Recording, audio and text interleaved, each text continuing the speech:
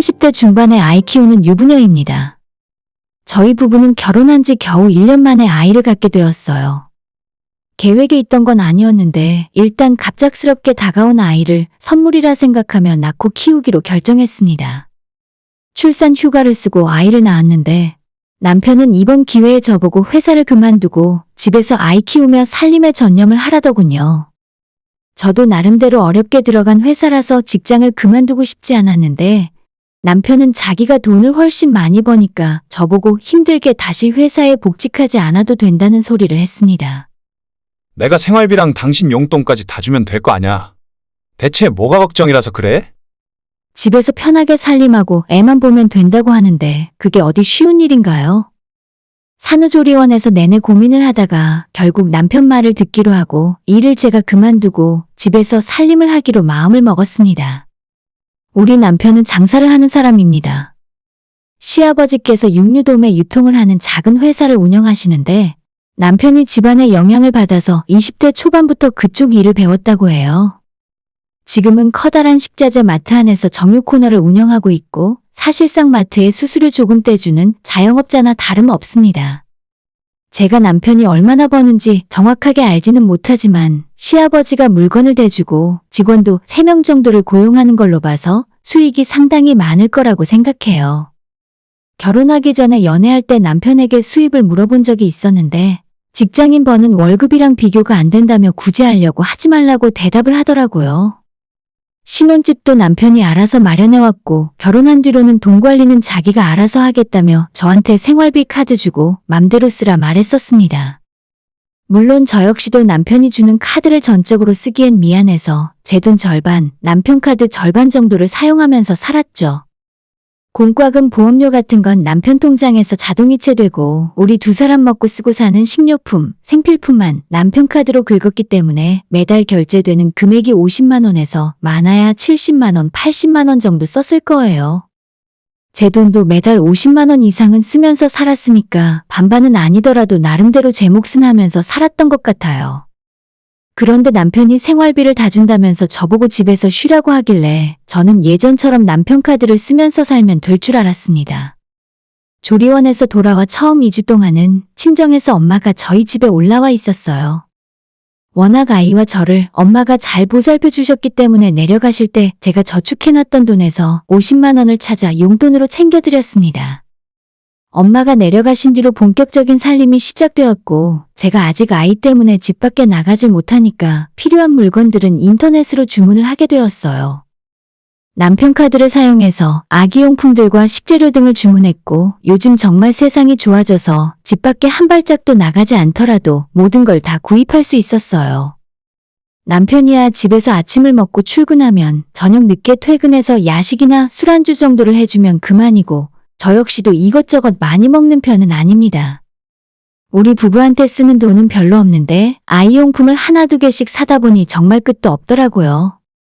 결국 얼마 후에 남편이 분리수거 쓰레기 정리를 하다가 무슨 택배를 이렇게 많이 시키냐고 짜증을 한번 냈었고 그 뒤로는 제가 남편 눈치를 보느라고 남편 카드를 거의 쓰지 못했어요.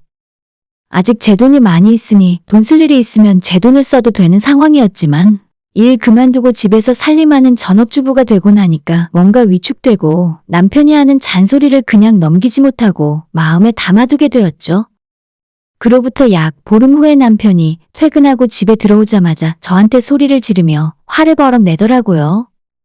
아니, 당신 내가 택배 좀 작작 시키라고 했지? 무슨 카드값이 150만 원이나 나왔어. 내가 생활비 쓰라고 했지. 당신 사치하는 데 쓰라고 카드 준 거 아니니까. 신용카드는 당장 나한테 반납해. 그리고 이번 달부터 꼭 필요할 때마다 돈 줄 테니까 현금으로 생활하면서 살아.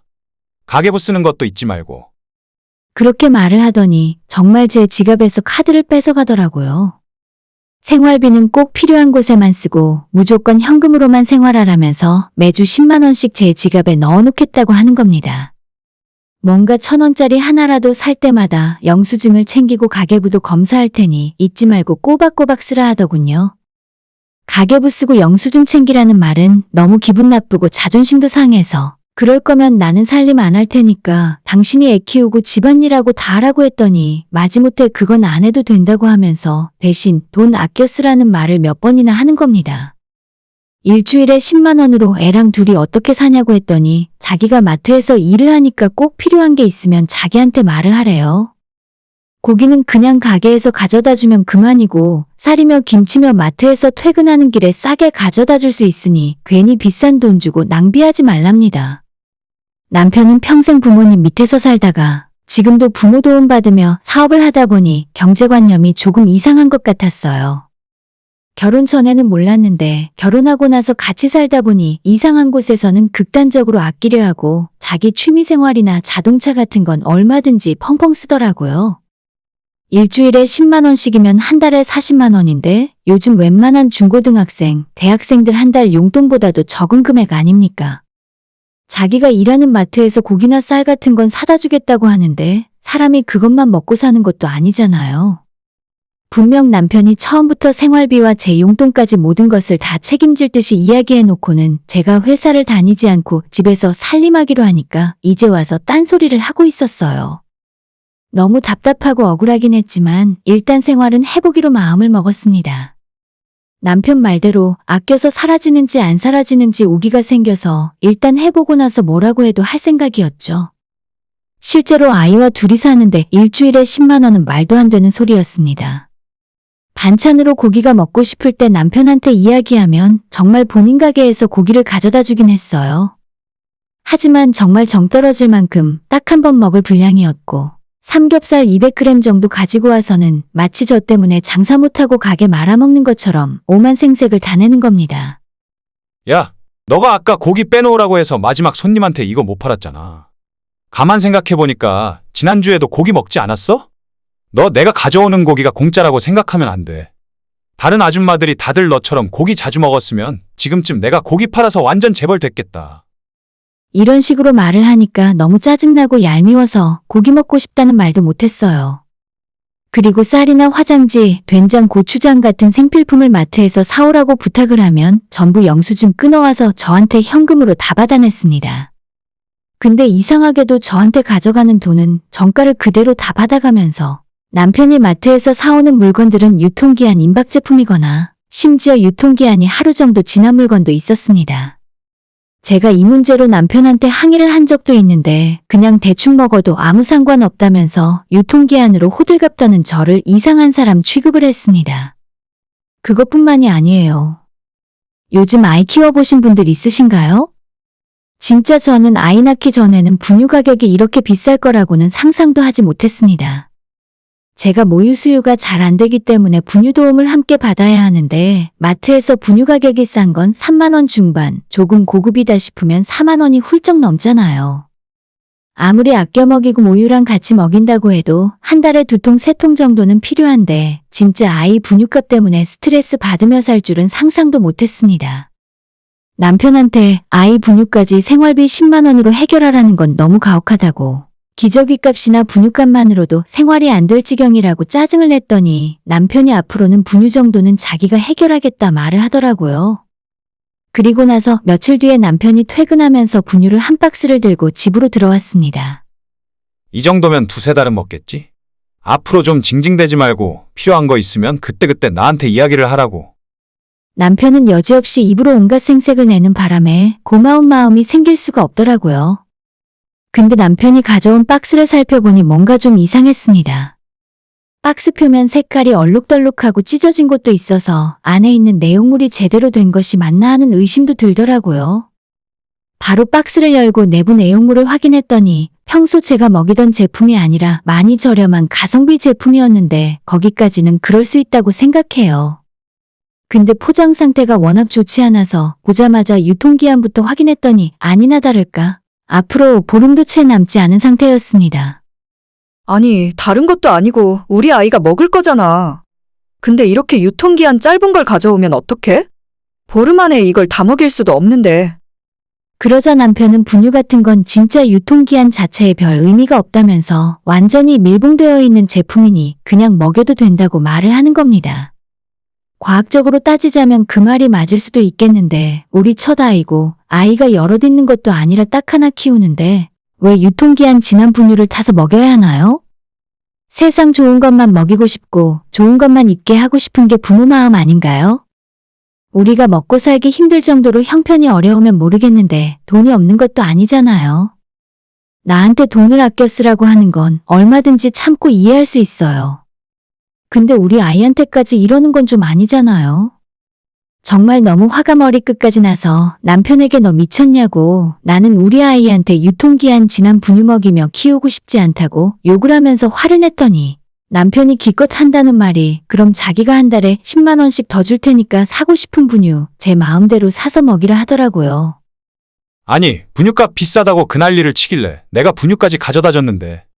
대체 너는 뭐가 그렇게 불만이 많은지 모르겠다.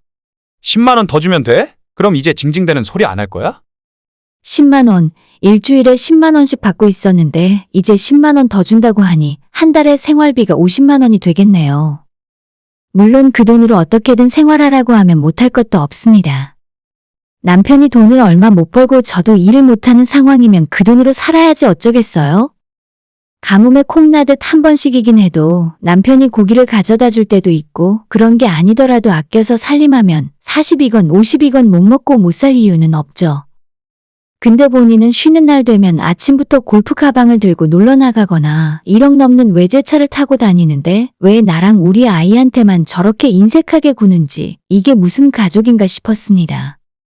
남편이 10만 원을 더 주겠다며 그 자리에서 지갑을 열어 저한테 5만 원짜리 2장을 건넸습니다. 뭐해? 받아 빨리. 돈 준다고 흥청망청 아무데나 쓰지 말고 꼭 필요한 곳에 아껴서 써. 집에서 살림하는 사람이 손이 커져봤자 좋을 거 하나 없는 거 알지? 남편이 주는 10만 원을 그대로 뺏어서 얼굴에 던져버리고 미친 사람처럼 소리를 질렀습니다. 야, 너는 너 하고 싶은 거 다 하고 다니고 하루에 수십만 원 술값으로 쓰잖아. 너가 타고 다니는 그 커다란 차에 한 달 기름값만 해도 50만 원이 넘겠다.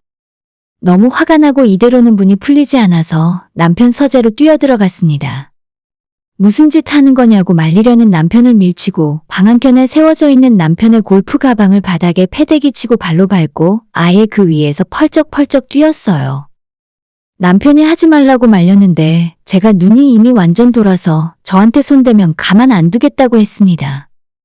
한참 지근지근 밟다 보니 안에서 뭔가 박살나는 소리가 나길래 이쯤 하면 됐다 싶어서 그만두고 방에서 자고 있는 아이를 데리고 짐을 챙겨서 나왔어요. 어디 가냐고 묻는 남편한테 너는 애 아빠 자격도 없으니까 앞으로 아이 볼 생각도 하지 말라고 했습니다. 이 시간에 어딜 가는데? 최소한 아이라도 두고 가.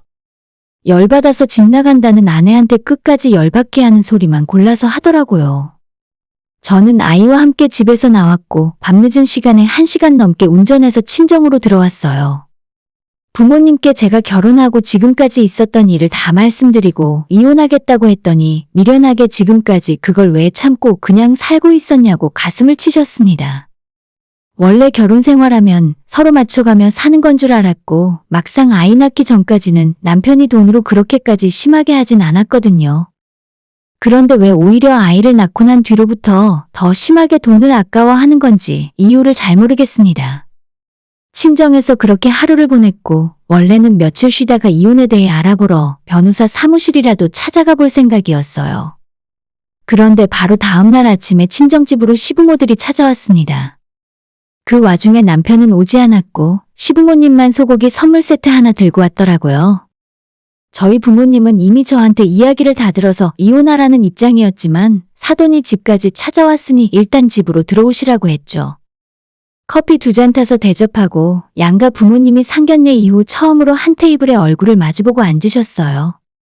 저도 옆에 앉아있을까 했는데 엄마가 어른들끼리 이야기할 테니까 너는 아이 보고 있으라고 해서 멀찌감치 빠져 있었습니다. 시부모님은 자기 아들이 잘못한 건 알겠는데 아이 데리고 집 나간 건 며느리도 잘한 거 하나 없다면서 일단 하루빨리 돌아오라 하셨습니다. 결혼이 장난도 아니고 조금 마음에 안 든다고 해서 이렇게 하는 법이 어디 있습니까? 옛날에는 싸우면서도 다 그냥 참고 살았죠. 반면에 저희 부모님은 딸 귀하게 키워서 시집 보내놨더니 한 달에 40만 원 주고 애 키우라고 하는 게 말이나 되는 소리냐고 따졌습니다. 시어머니는 뭔가 억울한지 계속 뭐라 말을 하려고 했는데 옆에서 시아버지가 어머님을 말리면서 그냥 자기들이 아들을 잘못 키웠다며 앞으로는 이런 일은 없도록 하겠다고 며칠 친정에서 쉬다가 집으로 돌아오라 말씀을 하셨습니다. 아버님께서 저희 부모님한테 너무 점잖게 사과하고 제게도 화를 안 내고 말씀을 하시니까 오히려 제가 죄송한 마음이 조금 들 정도였죠. 시어머니의 얼굴은 아직도 뭔가 못마땅해 보였고 남편한테는 아직 사과 한마디 들은 적이 없지만 아버님 때문에 더 이상 화를 못 내겠더라고요. 친정부모님은 그래도 지금 당장 집에 돌려보낼 생각은 없고 최소한 사위가 직접 찾아와서 사과를 하고 앞으로 이런 일 생기지 않게 확실한 약속을 해야 하지 않냐고 말씀을 하셨습니다. 제가 생각해도 그게 당연한 말 같은데 친정부모님 말에 시어머니가 기분이 나빴는지 완전히 판을 엎어버리셨어요. 사과? 우리 아들이 왜 사과를 해요? 사과를 하려면 그 집 딸이 우리 아들한테 해야지. 너도 말이다. 적당히 해야 할 거 아니냐? 우리 아들이 먹을 것도 다 사다 주고 결혼할 때 집도 샀지 공과금까지 다 내주는데 한 달에 40만 원이면 충분한 거 아니냐? 대체 뭘 얼마나 더 해줘야 만족하고 살 거야? 너 우리 아들 돈 보고 결혼했어? 아니, 저는 그놈의 돈은 결혼하고 지금까지 본 적도 없어요. 남편이 저한테 자기가 얼마 있는지 말을 한 적도 없고 매달 얼마나 버는지 알려준 적이 한 번도 없잖아요. 친정부모님 다 보는 앞에서 저딴 소리를 하니까 당연히 부모님도 눈이 뒤집어지셨습니다. 아까 선물로 가져왔던 소고기를 다시 돌려주고 이제 더 이상 그쪽 집안이랑 할 말 없으니 집에 찾아오지도 말라고 하셨죠. 시부모를 우리 집에 보내놓고 문제가 다 해결될 거라고 남편이 생각을 했던 건지 남편은 바로 다음날 아침에 저희 친정에 찾아와서 뒤늦게 자기가 100번 잘못했다고 싹싹 빌었지만 저도 그렇고 우리 부모님도 남편을 용서해줄 생각이 전혀 없었습니다. 보름 정도 있다가 집에 돌아오라는 남편과 절대 안 간다고 무조건 이혼하자고 하는 저와 신경전을 하다가 결국엔 남편도 이혼하는 것까지는 합의했는데 문제는 양육권이었죠. 저는 당연히 제가 키운다 하고 남편은 자기가 알아서 키우겠다고 주장했는데 시어머니까지 나서서 손주는 당신들이 키우겠다고 하는 겁니다. 아들이 돈도 잘 벌고 양육비 달라는 소리 안 할 테니까 아이는 놓고 집에서 나가라고 하길래 친정부모님도 차라리 그렇게 하라고 저를 말리셨습니다. 처음엔 아이를 어떻게 보내나 싶어서 무조건 양육권을 제가 가져오려고 했지만 막상 변호사 설명 들어보니 아이를 영영 못 보고 사는 것도 아니고 제가 친권을 뺏기는 것도 아니라서 괜찮겠다 싶은 마음이 들었어요. 그렇게 양육권은 남편에게 다른 조건 없이 넘기기로 하고 2년이 조금 안 되는 결혼 생활은 마무리가 되었습니다. 아직은 그냥 집에서 쉬고 있는데 다음 달부터 새로운 직장 구해서 일을 시작하려고요. 처음엔 아이를 뺏긴 기분에 서글픈 마음도 들었지만 시간이 지나니까 지금 이 상황이 저한테는 더 잘된 일이다 싶어요. 며칠 전에도 아이 보러 예전 시댁에 다녀왔는데 그 사이에 시어머니 체중이 5kg는 빠진 것 같더라고요. 저한테 뭐라 할 말이 있는 것 같아 보였는데 그냥 무시하고 아이와 놀아주다가 돌아왔습니다.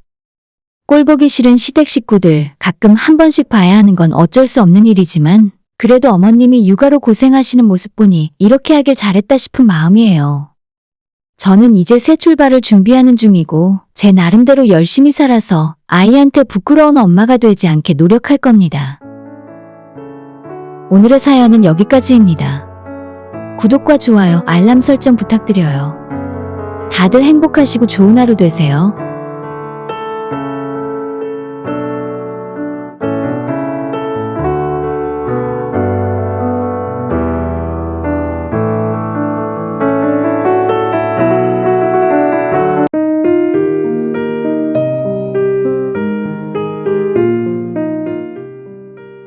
저는 두 아이를 키우며 살고 있는 40대 중반의 여자입니다. 지금으로부터 약 10년 전 정말 지금 생각해도 아찔한 일이 일어나고 말았어요. 결론부터 이야기하면 어느 날 남편이 4, 5살 정도로 보이는 남자아이를 데리고 저희 집으로 들어왔습니다. 우리 부부에게는 딸이 하나 있었고 바로 그날 아침까지만 해도 평소처럼 행복한 일상을 보내고 있었어요. 하지만 남편이 그 아이의 손을 잡고 우리 집으로 데리고 들어오는 그 순간 다시는 예전으로 돌아갈 수 없었습니다. 남편은 제게 그 아이를 자신의 아들이라고 설명하더라고요. 처음 그 말을 들었을 때는 장난인 줄 알았고 혹시 오늘이 만우절인가 싶어서 핸드폰에 며칠인지 확인을 할 정도였어요. 정말로 남편이 친구 아들을 데려다가 장난을 치는 줄로만 알아서 이런 장난은 재미없으니 누구 아들이냐고 빨리 다시 데려다 주라고 말했습니다. 아니, 진짜 내 아들이라고. 일단 화내지 말고 침착하게 내가 하는 말부터 들어. 그 말 다 듣고 화를 내던지 나를 욕하던지 해도 늦지 않잖아. 정말 이때쯤 제가 기절하기 직전이었던 것 같아요. 남편은 한참 입을 떼지 못하고 한숨만 푹푹 쉬다가 조금씩 말을 꺼내기 시작했습니다. 남편은 저와 결혼하기 전에 만났던 여자가 하나 있다고 했어요. 저도 이미 들었기 때문에 거기까지는 알고 있었습니다. 그런데 문제는 그 여자가 남편과 헤어지기 얼마 전에 임신을 하게 되었고 그 사실을 모른 채 두 사람은 헤어졌다고 해요. 그 여자 역시 헤어지고 한참 뒤에야 그 사실을 알게 되었고 뱃속에 아이를 그냥 자기 혼자 낳아서 키우고 있다고 말을 했습니다. 솔직히 이런 이야기를 갑자기 남편에게 들으면 어떻게 믿을 수가 있겠어요. 저도 역시나 남편이 하는 말이 너무나도 황당해서 헛웃음이 나오더라고요. 지금 나보고 그 말을 믿으라는 거야?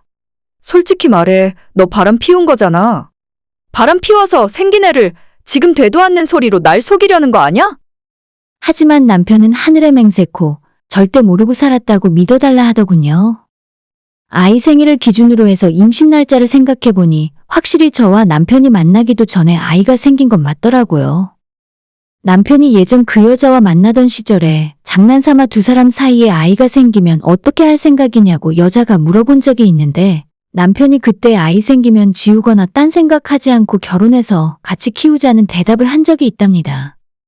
물론 그게 몇 년 전 일이고 연애할 때 흔하게 하는 이야기라서 그 이후 이때까지 완전 까맣게 잊고 살고 있었다고 해요.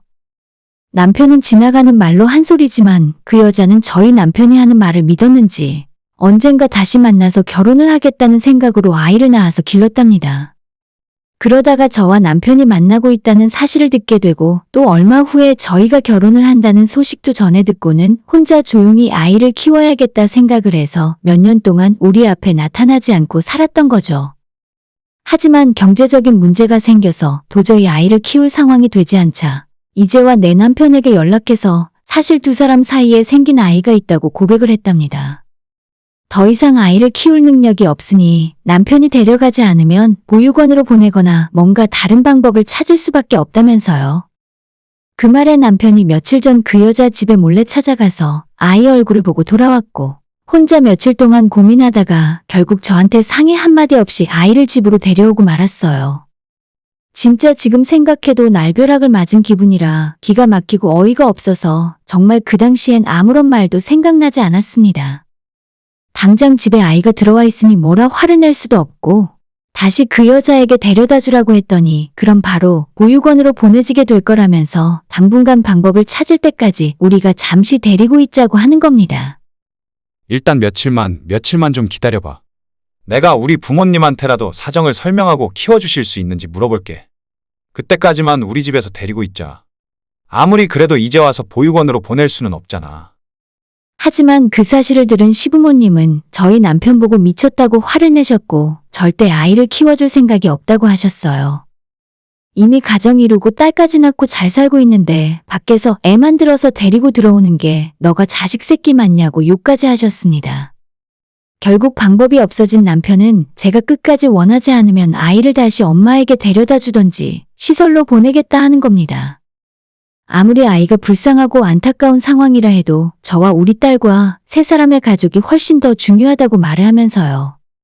저를 만난 뒤로 남편이 다른 여자를 만나 바람을 피운 것이 아니라서 정말 다행이었지만 얼굴도 모르는 그 여자와의 사이에서 생긴 아들을 우리 집에 두는 건 용납할 수가 없었죠. 남편이 다음날 아침에 다시 아이 엄마에게 데려다 주기로 하고 저는 조금 미안한 마음이 들어서 그날 저녁에 애들 좋아하는 치킨, 피자, 탕수육을 잔뜩 시켜서 저녁 식탁을 차려줬어요. 저도 그때는 무슨 마음으로 왜 그랬는지 정확하게 기억은 나지 않지만 마지막이라고 생각하니 맛있는 거라도 잔뜩 먹여서 보내고 싶은 마음이었나 봅니다. 그런데 저녁 밥상을 다 차려놓고 아이들을 불렀는데 우리 딸은 아주 신나게 음식을 먹는 반면에 그 아이는 아무것도 손을 대지 못하더라고요. 왜? 먹고 싶은 게 없니? 뭐 다른 거 먹고 싶어? 햄버거? 떡볶이? 먹고 싶은 거 있음 아줌마한테 이야기해. 내가 다 사줄게. 그렇게 이야기를 했는데도 아이는 전혀 아무것도 먹지 않고 고개만 푹 숙이고 있더라고요. 그러더니 한참 뒤에 자기가 잘못했다며 울기 시작하는데 마음이 너무 먹먹해지는 겁니다. 솔직히 이 아이가 잘못한 게 뭐가 있겠어요? 처음 봤을 때는 5살 정도로 생각했었는데 실제로 알고 보니 7살이었고 아이 엄마랑 둘이 살면서 영양 섭취를 제대로 못했는지 또래에 비해 많이 작더라고요. 7살이면 대충 어른들 이야기하는 걸 알아들을 수 있고 눈치를 봐서 상황이 어떻게 돌아가는지 이해할 수 있잖아요. 자기 때문에 제가 남편이랑 분위기가 좋지 않고 내일이면 다시 원래 있던 곳으로 돌아가야 하는 상황이니 얼마나 불안하고 무서웠을까요? 아무것도 안 먹고 울기만 하는 아이 앞접시에 치킨이며 탕수육을 덜어주고 그런 말 하지 말고 얼른 먹으라고 했더니 겨우 하나를 입에 집어넣고 또 울음을 터뜨렸죠. 우리 딸이 그 모습을 보고 오빠 울지 말라고 하면서 아무 영문도 모른 채 같이 덩달아 우는 겁니다. 두 아이가 우는 걸 보니 내가 악당 같고 내가 천하의 피도 눈물도 없는 악녀가 되어버린 기분이었죠. 그렇게 눈물에 저녁 식사 자리를 끝내고 아이들 이부자리 봐주고 저 역시도 방에 들어와서 누워 있었는데 마음 한구석이 계속 먹먹하고 답답했습니다. 아무리 다른 여자가 배 아파서 낳은 자식이라지만 남편이랑 이목구비를 빼다 박았던데 이런 아이를 보육원으로 보낸다면 제가 그날부터 마음 편하게 2다리 쭉 뻗고 잠을 잘 수가 없을 것 같다는 생각이 드는 거예요. 결국 밤새도록 한숨도 못 자고 고민을 거듭하다가 결국 다음날 아침에 이 아이를 우리 아들로 입양하는 걸로 마음을 먹었습니다. 대신 남편에게 이거 하나는 확실하게 해달라고 말을 했어요. 법적인 부분에 전혀 문제 없도록 변호사 끼고 확실하게 일처리를 해달라고. 그리고 이 아이는 이제부터 우리 2사람의 아들로 생각하고 살 테니까 당신도 절대 딸이랑 비교하고 차별하지 말라고 신신당부했어요. 만에 하나 당신조차 이 아이를 진짜 아들로 받아들일 수 없으면 나도 평생 아이를 볼 때마다 그 여자를 떠올리면서 불행하게 살 수밖에 없을 거라고요. 남편은 제 이야기를 묵묵하게 듣고 자기가 무슨 할 말이 있겠냐면서 그저 고맙고 미안하고 평생 우리 식구들을 위해 최선을 다하면서 살겠다는 말뿐이었죠. 당연히 저도 말은 그렇게 했지만 처음부터 그 아이를 아들로 받아들인 건 아니었어요. 오히려 저보다 그 아이가 훨씬 머리가 좋고 눈치가 빠르고 부침성이 좋았습니다. 첫날에 아무 말도 못하고 소심하게 있던 모습과 집에 다시 돌려보낸다고 했을 때 울면서 아무것도 먹지 못하던 모습이 이 아이의 본 모습은 아니었어요. 정말 눈치가 빨랐기 때문에 저와 남편이 싫어할 만한 일은 절대 하지 않았고 3살 차이 나는 저희 딸과 금방 친해져서 어느새 오빠 하며 따라다니고 있더라고요. 폭풍과 악몽 같던 며칠이 지나자 저는 아이와 함께 사는 것이 금방 익숙해졌어요. 이래도 되나 싶을 정도 빨리 들었고 다행히 방은 남편이 컴퓨터 방으로 쓰던 곳을 비워줄 수 있었지만 우리 집에는 남자아이 물건이 하나도 없었잖아요. 같이 침대도 보러 다니고 책상이랑 유치원을 알아보러 다니면서 마치 제가 진짜 이 아이의 엄마가 되는 것 같은 기분이 들었죠. 그때는 제가 정신이 없어서 아이 학용품이나 신발 옷과 같이 꼭 필요한 물건들만 사고 다녔는데 문득 생각해보니 아이 장난감이 아무것도 없더라고요. 부랴부랴 마트 장난감 코너에 아이를 데려가서 일단 원하는 걸 하나 골라보라고 했습니다. 아줌마 집에는 현수 장난감이 하나도 없으니까 일단 한 개만 골라봐. 앞으로 많이 사줄게. 지금은 딱 하나만 사자. 라고 이야기했더니 한참 망설이다가 작은 로봇 장난감을 고르길래 아예 그 장난감 시리즈가 다 들어있는 커다란 세트를 사주었어요. 집에 돌아와서 아이 방을 꾸며주기 시작했더니 아이가 너무 좋아하는 모습이 보기 좋았습니다. 나중에 남편에게 따로 들은 이야기로는 친모와 살면서 형편이 너무 좋지 않아 원룸에서 둘이 같이 살았기 때문에 아이가 자기 방을 가져본 것이 처음이라 하더라고요. 그리고 장난감 같은 것도 거의 가져본 적 없을 거라 하고 직접적으로 아이 친모가 주먹을 휘두르진 않았지만 정서적으로 엄청 괴롭게 했을 거라고 합니다. 이 아이 때문에 자기 인생이 망가졌다는 식으로 분풀이를 하고 그동안 수년의 세월을 자기를 낳아준 엄마에게 욕설과 저주를 들으면서 살았다고 해요. 너만 아니었어도, 너만 태어나지 않았어도 이런 말을 아이가 몇 번이나 들었을까요?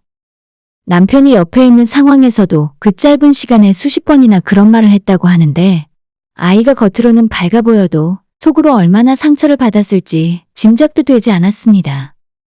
그렇게 저희 네 식구가 함께 살기 시작했고 당연히 처음에는 많이 어색했어요. 저는 이 아이를 진짜 내 자식처럼 생각하고 받아들일 수 있을지 걱정이 많았는데 막상 살아보니 저보다 남편이 더 문제였죠.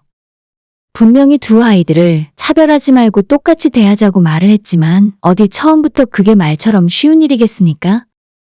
아무리 핏줄이 같고 얼굴이 똑 닮았다고 해도 남편에게는 아들이 처음이었고 아이 역시 아빠는 처음이니까 둘 다 뚝딱대며 어색해하는 모습이 볼만했어요.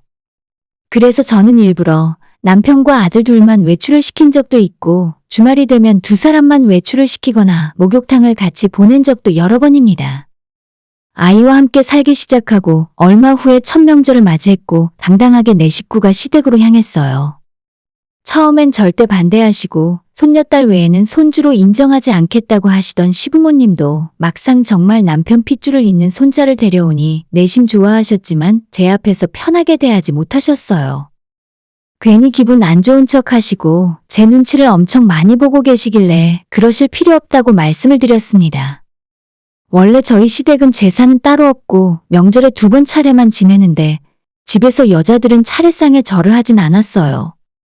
그나마 그전까지는 우리 집에 자식이 딸뿐이라서 남편 옆에서 같이 절을 시키곤 했었는데 이제 아들이 생기니 여자들은 자연스레 뒤로 빠지게 되더라고요. 조금 서운한 마음도 있었지만 집안에 아들이 있는 것이 이런 기분이구나 싶었습니다. 차례 지내는 시아버님과 남편 그리고 아들의 뒷모습을 가만히 보고 있으니 여러 가지 감정이 복잡하게 올라왔어요. 딸 하나 키우면서 둘째는 못 낳겠다고 포기했었는데 아들을 키우는 것은 완전 또 다른 세계구나 싶어서 내가 이 선택을 한 것을 다시 한번 잘했다고 생각했죠. 친정에서는 엄마가 한동안 남편 얼굴을 안 보려고 하셨지만 저희가 아이들 데리고 찾아갔더니 어쩔 수 없이 다 받아들이셨어요. 제가 미리 아이의 사정을 이야기했고 이런 상황인데 우리 엄마라고 어떻게 모진 소리를 할 수 있겠습니까? 그렇게 내 식구가 된 지 10년 정도의 시간이 지났고 지금 아들은 고등학생, 딸은 올해 중학교에 올라갔습니다.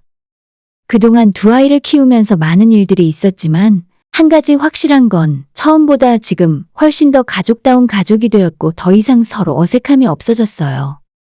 아이도 어느새 저를 엄마라고 부르기 시작했고 저도 이제는 아이에게 아들이라고 자연스럽게 부를 수 있게 되었습니다. 아들은 정말 속 썩인 적 한 번 없이 모범생처럼 자라왔는데 지금은 비행기 파일럿이 되는 게 꿈이라며 공군사관학교에 들어가기 위해 열심히 공부 중이에요. 이제 생활도 어느 정도 안정되고 아무 걱정 없이 살고 있다고 생각이 들던 차에 갑자기 생각하지도 못했던 불청객이 찾아왔습니다. 얼마 전 어디서 어떻게 듣고 왔는지는 몰라도 아이의 친모가 저희 집 초인종을 눌렀어요. 다행히 아들은 스터디 카페에서 늦게까지 공부를 하고 오기 때문에 직접 만나진 않았지만 그 여자는 자기 아들 얼굴을 보고 싶다며 찾아왔더라고요. 저랑 비슷한 또래라고는 생각할 수 없을 정도로 얼굴이 많이 상해 있었는데 그 모습만 봐도 지난 시간 얼마나 고단한 인생을 살아왔을지 짐작할 수 있는 부분이었습니다. 이제 와서 우리 아들을 봐서 뭐 어쩌려고요? 이미 10년 전에 법적인 문제 다 끝난 거 몰라서 그래요? 괜히 아이 마음에 상처 주지 말고 다신 우리 식구들 앞에 나타나지 말아주세요. 제가 이야기했더니 그 여자가 코웃음을 치며 너가 피 한 방울 안 섞였으면서 어떻게 엄마 노릇을 하냐고 따졌습니다. 남편도 제발 그만하라고 다신 찾아오지 않기로 해서 우리가 입양한 건데 너가 이러면 아이가 곤란해진다고 말렸어요. 그러자 그 여자는 미친 사람처럼 화를 내면서 자기가 너만 안 만났어도 너를 만나서 그 아이만 태어나지 않았어도 지금이랑 다른 인생을 살았을 거라 하더군요. 악을 쓰고 욕을 하면서 저주를 퍼붓는 모습이 진짜 너무나도 소름이 끼쳤습니다. 현관문 앞에서 남편이랑 옥신각신하고 있는데 하필이면 그때 우리 아들이 공부를 마치고 집에 돌아왔어요. 엘리베이터 문이 열리고 아들이 내렸는데 현관 앞에서 아빠와 10년 전에 헤어진 친모가 싸우고 있는 모습을 보니 얼마나 황당했겠습니까? 순식간에 아들 표정이 굳으면서 얼굴에 핏기가 싹 가시는 것 같더라고요. 제가 아들 앞을 막아서고 너는 이 사람이랑 대화할 필요 없으니 빨리 방에 들어가 있으라고 했는데 그 여자가 막무가내로 우리 아들 교복을 붙들면서 이제 엄마가 돌아왔으니 엄마랑 살자고 하는 겁니다. 짧은 순간이었지만 너무 당황스러워서 식은땀이 흐르더라고요. 아무리 저희 집에 입양되어 행복하게 10년을 살았지만 어쨌든 이 여자가 낳아준 친엄마라는 것은 부정할 수 없는 사실이었으니까요.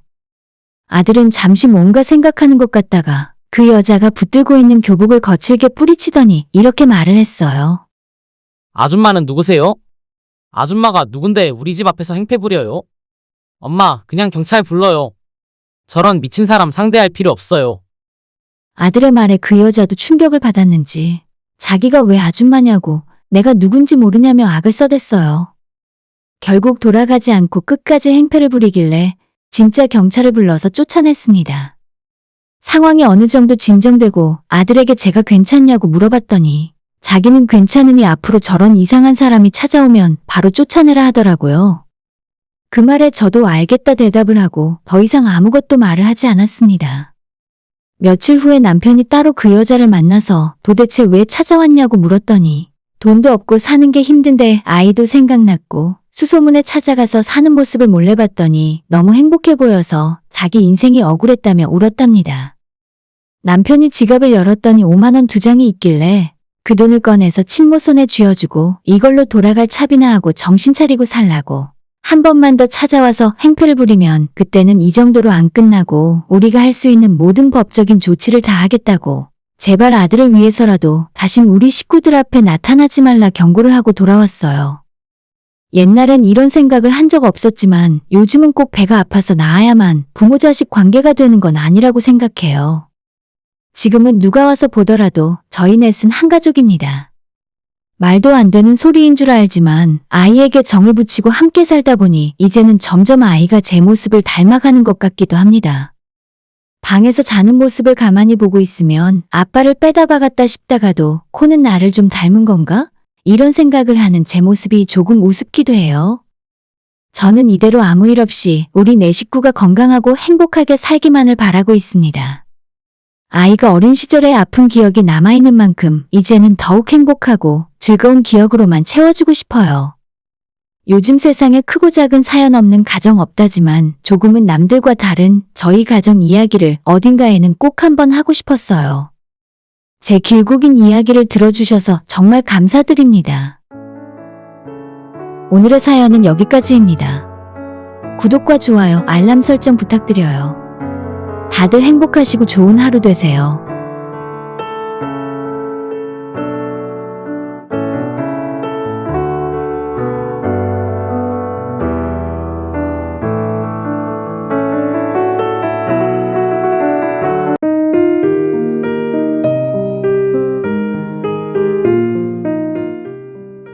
저는 내년이면 환갑을 맞이하는 평범한 가정주부입니다. 몇 년 전까지는 저도 직장 생활을 하다가 아이가 대학 들어간 이후로는 일을 그만두고 집에서 살림만 하면서 살고 있어요. 남편도 내년까지만 회사 다니면 끝이고 앞으로는 우리 부부가 조금 더 여유 있게 삶을 살았으면 좋겠네요. 글재주가 별로 없는 사람이지만 저희 집안 이야기를 한번 해드리고 싶어서 오늘 이렇게 사연을 쓰게 되었습니다. 우리 부부에게는 예쁜 딸이 하나 있습니다. 어릴 때부터 정말 저희가 하는 말을 잘 듣고 대단한 지원 없이도 혼자 알아서 공부 잘하는 착한 딸이었습니다. 중학교 때는 항상 반에서 1등을 놓치지 않더니 고등학교를 저희 지역에서 가장 공부 잘하는 아이들이 모이는 곳으로 가더라고요. 거기에서도 줄곧 높은 등수를 유지하더니 우리나라에서 가장 좋은 여대를 입학했습니다.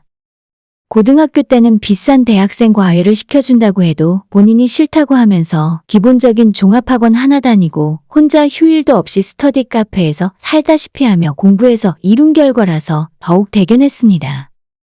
어릴 때부터 일찍 철이 든 아이였고 스스로 이룬 성과라 고맙기도 하면서 한편으로는 미안한 마음이 들기도 했습니다. 남편 쪽 집안에는 저희 남편 말고는 이름 알만한 대학을 나온 사람도 없어서 우리 딸 대학 갔을 때 지금은 돌아가신 시아버지께서 시댁 동네에 축하 현수막까지 걸었어요. 하도 아버님이 손녀딸 자랑을 해놓으신 덕분에 저희도 어쩔 수 없이 동네 어르신들을 노인정에 모셔놓고 마을 잔치 아닌 잔치를 해야만 했었지만 지금 생각해보면 정말 좋은 추억으로 남아있네요. 우리 어머님, 아버님 두 분은 정말 좋으신 분들이라 아버님께서는 돌아가시기 전에 저를 정말 며느리로서 많이 예뻐해 주셨고 어머님도 지금까지 단 한 번도 제게 시집살이 비슷한 것조차 시키신 적이 없습니다. 제가 먼저 연락 안 하면 어머님이 전화해서 잔소리 하신 적도 없고 남들처럼 언제 오냐 한번 내려오라고 부르신 적도 없어서 항상 저희가 먼저 찾아뵙곤 했어요. 명절에도 어머님께서는 항상 제게 일찍 내려올 필요 없다. 이번에는 다 음식 사서 준비할 거니까 너희들 내려와 봤자 할 일도 없다고 말씀하셔놓고 제가 내려가면 전부 어머님이 직접 다 준비해 놓으셨죠. 그리고 명절날 아침 차례가 끝나자마자 차례상 정리하기도 전에 밥상부터 차리시고 그 밥 다 먹고 나면 뒷정리 알아서 하면 되니까 너네는 고속도로 막히기 전에 빨리 올라가라고 등 떠밀고 쫓아내시던 시어머니세요. 정말 세상에 둘도 없는 좋은 분이고 시집 하나는 정말 잘 왔다고 생각하는데 모든 것이 다 좋으면 인생이 재미가 없는 법이겠죠? 시가 식구들 중에 유일하게 저와 우리 딸을 못마땅해 하고 이상한 라이벌 심리를 갖고 사는 것이 바로 신우였습니다. 남편보다 4살 위의 신우는 저희 딸이랑 3살 차이 나는 아들이 하나 있었어요. 안타깝게도 옛날부터 조카는 공부를 그리 잘하는 편이 아니었고 대학도 겨우 집 근처 돈만 주면 들어가는 지방 사립대학을 들어가고 말았죠. 그나마 저희 딸이 대학 가기 전까지는 괜찮았는데 나름 좋은 대학을 들어가고 나니 어쩌다 식구들 한 번씩 모이면 괜히 신우가 우리 딸에게 시비를 걸었습니다. 근데 수빈이는 과학고 나와서 겨우 여대 들어간 거야? 그런 고등학교 나온 애들은 전부 서울대 연고대 가는 거 아닌가? 요즘 여대 나와서 취직도 제대로 안 된다던데? 신우가 이런 식으로 비꼬듯이 말을 하면 저보다도 시부모님께서 먼저 나서서 너희 아들이랑 비교도 안 되는 좋은 대학 들어갔는데 무슨 헛소리를 하냐고 호통을 치셨어요. 당연히 저희 식구는 그런 불편한 자리에서 입 다물고 아무 말 하지 않고 있었는데 신우는 쓸데없는 자격지심을 가지면서 스트레스를 꽤 많이 받았었나 봐요. 조카는 남자아이라서 군대도 다녀오게 되면서 저희 딸이랑 겨우 1년 차이로 학교를 졸업하게 되었습니다. 의도한 건 아니었는데 저희 딸도 대학 졸업과 동시에 공무원 시험을 준비했고 조카 역시도 공무원 시험을 준비했어요. 요즘은 괜찮은 기업에 취직하는 것도 쉬운 일이 아니고 운 좋게 합격하더라도 그 안에서 경쟁이 치열하고 30대 중반 40대 초반 나이에 회사를 나오게 되는 경우가 있다고 해서 차라리 공무원이 낫겠다 싶었습니다. 내심 아이가 더 큰 일을 하길 바란 것도 사실인데 부모의 욕심보다는 저희 딸이 스스로 행복하게 인생을 살아가는 것이 가장 중요하다고 생각해요. 대학 졸업하기 전부터 딸은 7급 공무원을 하겠다면서 준비를 시작했습니다. 워낙 알아서 잘하는 딸이라 공무원도 금방 뚝딱 붙을 거라고 생각을 했는데 막상 준비를 시작하고 보니 생각보다 워낙 경쟁이 치열하더라고요. 1년에 몇 명 뽑지도 않고 성적도 성적이지만 운이 좋아야 할 것 같았어요. 중고등학교 때도 공부만 하던 딸이었고 이제 좀 편해지나 싶으니 또 하루 종일 책만 보고 공부만 하는 딸이 좀 안쓰럽게 느껴지기도 했습니다. 신우네 조카 역시 공무원 시험 준비를 시작했고 그쪽은 9급을 준비한다 하더라고요. 조카도 열심히 노력을 해서 2년 만에 9급에 합격을 했고 그때 저희 딸은 첫 도전에 실패를 해서 많이 침울해하는 상황이었죠. 그때 저희 딸 불합격 소식을 들은 신우가 제게 전화를 걸더라고요. 이번에 떨어졌다면서? 원래 처음은 경험 삼아서 해보는 거야. 우리 아들도 작년에 떨어지고 이번에 붙었잖아. 내년에는 좋은 소식 있겠지. 너무 걱정하지 마. 그나저나 수빈이까지 합격하면 우리 집안에 공무원이 둘이나 생기겠네. 수험 생활도 너무 오래 걸리면 안 되는데. 격려차 하는 소리였겠지만 왠지 신우가 하는 말이 조금 신경이 쓰이긴 했습니다. 말은 열심히 하라는 위로와 격려였지만 전화기 너머로 들리는 신우의 목소리는 뭔가 신이 난 듯 기분이 좋아 보였어요. 안타깝지만 시아버지가 얼마 후에 돌아가셨고 우리 딸이 공무원 시험 합격하는 모습은 끝내 못 보시고 먼저 세상을 떠나셨죠.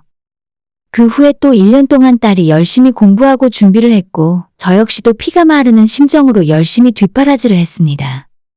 주변에 물어보니 보통 7급 준비하면 3년 이상 걸린다고 말을 하길래 큰 기대는 하지 않고 있었는데 그래도 우리 딸이 고생을 조금이라도 덜 했으면 하는 마음에서 빨리 합격했으면 하는 심정도 있었어요. 아이가 1차 시험을 얼마 남지 않은 시점에 시어머니 생신이 있었는데 그때 딸은 공부하게 놔두고 저와 남편만 시댁으로 내려갔었죠. 그 자리에 신우네 식구들이 다 내려와 있었는데 역시나 대화 주제는 그 집 아들이 공무원 합격해서 임용된 것에 대한 내용이었죠. 엄마, 우리 아들이 할 때는 한다니까? 학교 다닐 때 공부 잘하던 거 다 소용없어. 진짜 승부는 사회 나온 다음부터야. 누가 들어도 저희 식구 들으라고 한 소린데 솔직히 조금 기가 막히긴 했습니다. 그 집 아들은 9급이고 저희 딸은 7급 준비를 하고 있는 거잖아요. 조금 기분이 나쁘긴 했어도 괜히 산통 깨지 말고 한번 맞춰주자 싶어서 2년 만에 합격하는 것이 정말 쉽지 않다. 조카가 정말 열심히 노력한 것 같다고 말을 해줬습니다. 식구들끼리 좋은 게 좋은 거고 똑같이 유치한 소리 하면서 속 긁고 싶진 않았거든요. 어차피 저희 시어머니는 옛날 분이시라 7급이니 9급이니 그런 건 전혀 모르시는 분이고 그 앞에서 우리 딸은 완전 다른 걸 준비한다고 바락바락 이야기해봤자 저만 이상한 사람 되는 것 같잖아요. 안타깝지만 그 해에도 우리 딸은 시험에 떨어지고 말았고 저희는 괜찮지만 딸 스스로 자괴감이 상당했던 것 같아요. 1차는 합격했는데 2차에서 떨어지고 몇 날 며칠 방에 틀어박혀서 나오질 않았습니다. 남편과 제가 살살 달래서 밖에 데리고 나가 영화도 같이 보고 외식도 하고 백화점에 데려가서 새 옷도 사주고 했었는데 후유증이 상당히 오래 갔었습니다. 그래도 다행히 얼마 안 가서 마음을 잡고 시험 준비를 다시 시작하더라고요. 우리 딸이 지금까지 살면서 항상 1등을 하고 좋은 대학을 들어가고 실패를 모르고 살았었는데 나름대로 인생 공부를 하는 거라 좋게 생각하기로 했습니다. 저희 부부가 열심히 살았기 때문에 딸이 공부하는 걸 얼마든지 뒷바라지 해줄 수 있는 능력은 될 정도라 부담 없이 몇 년이고 하고 싶은 걸 얼마든지 하라고 이야기해 줄 수 있었죠. 그리고 그해 연말에 아이와 함께 시댁에 어머님을 뵈러 내려갔었는데 저희가 온다는 소식을 들었는지 신우가 저희보다 먼저 내려와 있더라고요. 별로 이 타이밍에 마주치고 싶지 않아서 일부러 신우한테는 이야기 안 하고 내려온 건데 얼굴을 보자마자 기분이 확 좋지 않았습니다. 딸까지 있는데 제발 아무 일 없기를 바랬건만 아니나 다를까 그 입이 잠시도 쉬질 않았습니다. 수빈이도 너무 그렇게 압박감 느끼고 그러면 안 돼. 시험이란 건 원래 여유 있게 준비하는 사람이 성공하는 거야. 시험 준비하면서 뭔가 조언 필요하면 언제든지 혁이 오빠한테 물어보고 수능 공부 그까짓 거 잘한다고 다 잘하는 건 아니더라. 이 말을 하고 싶어서 1시간 넘는 거리를 운전하고 어머님 댁에 와서 기다리고 있을 신우를 생각하니 진짜 어처구니가 없었어요. 저는 9급이건 7급이건 시험은 모두 똑같이 어렵고 준비하는 과정이 고생이라고 생각을 하는 사람이었는데 신우가 자꾸 이렇게 와서 긁어대니 솔직히 가소로운 마음이 드는 것도 사실이었죠. 어쨌건 그 집 아들은 합격해서 공직생활 중이고 우리 딸은 3수째 수험생이니 우리가 무슨 할 말이 있겠습니까?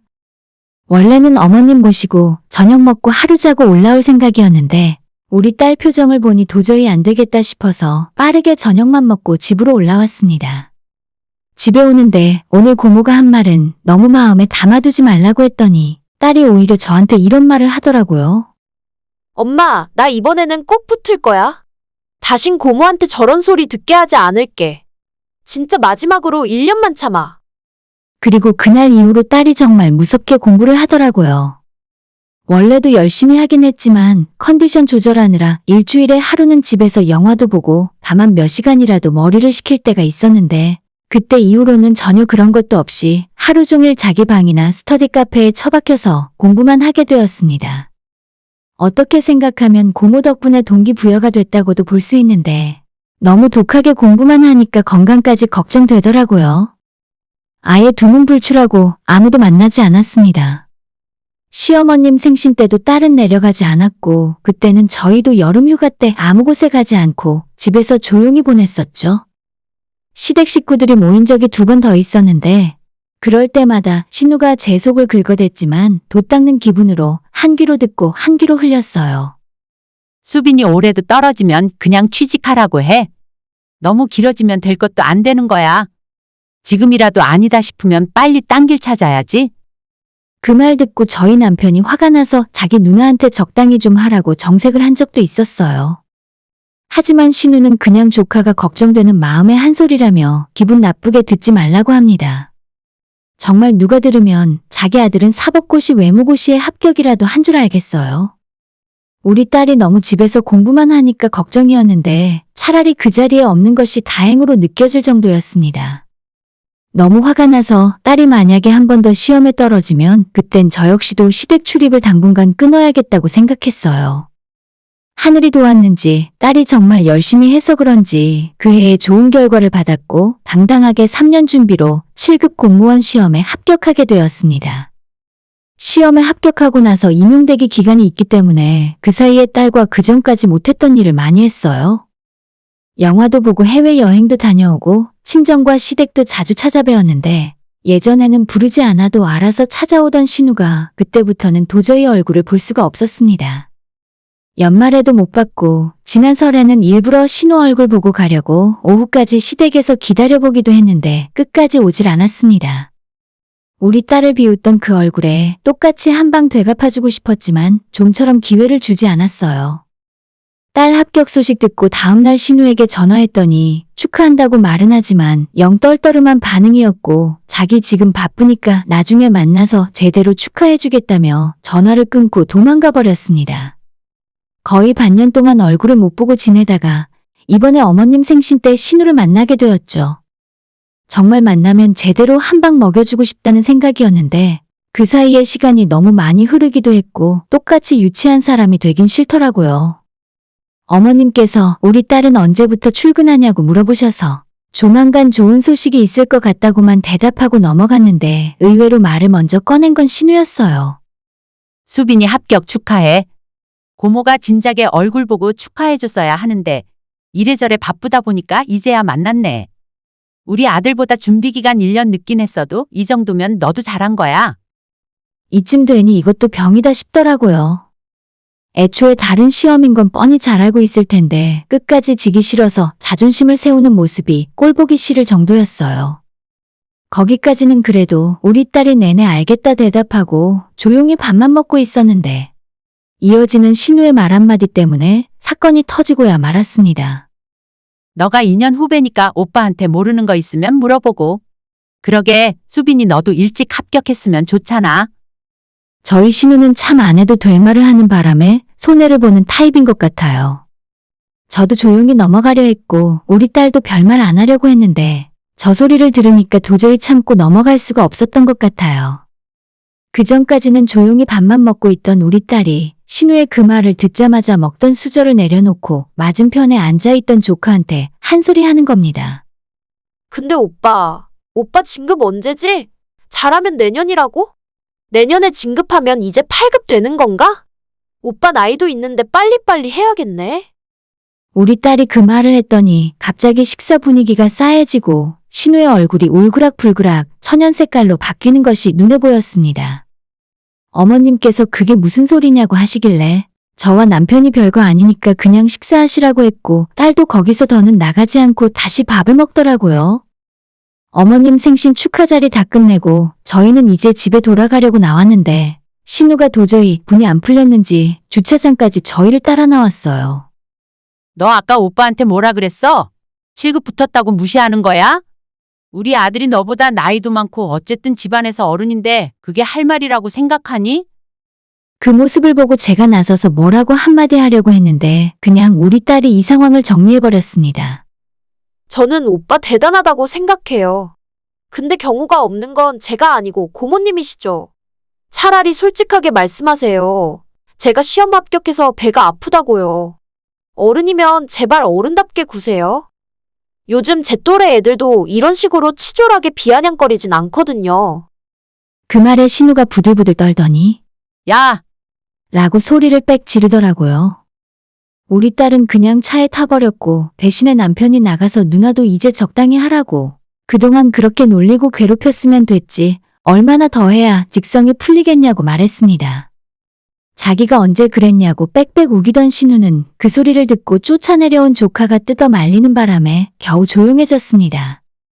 조카가 자기는 정말 괜찮은데 엄마 때문에 오히려 더 창피하다고 말을 하고 나서야 신우가 큰 충격을 받았는지 그 입을 다물었습니다.